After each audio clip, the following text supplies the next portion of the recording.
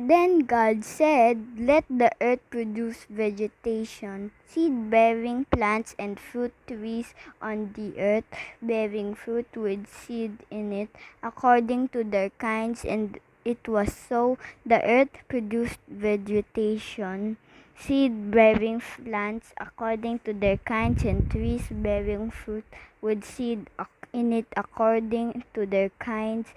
And God saw it was good. Evening came, and then morning the third day. Genesis chapter 1, verse 11 to 13.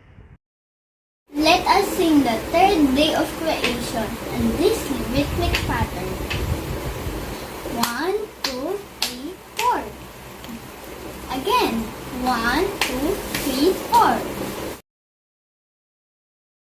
God created land and plants, land and plants. That was on the third day, and God said it was good.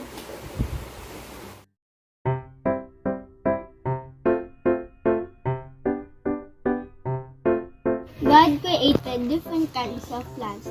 Do they need soil to grow? Let's find out on my simple experiment.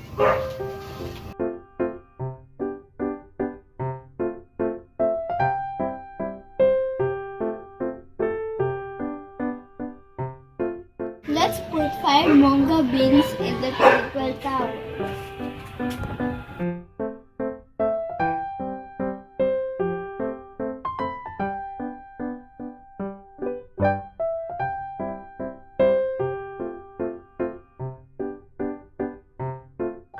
And then let's put 5 manga beans in the soil.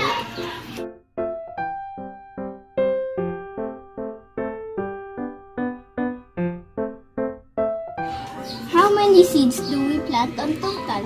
Let's add the addends. 5 seeds plus 5 seeds equals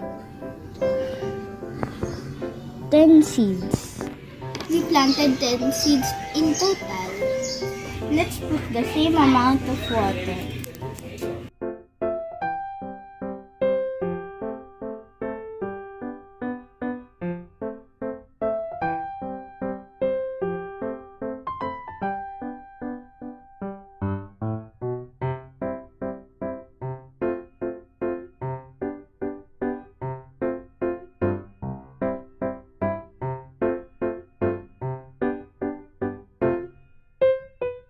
Parts of a plant. Leaves. They use sunlight and air and nutrients from the soil to make food for the plants. Roots. They get nutrients and water from the soil. Flowers. They make seeds.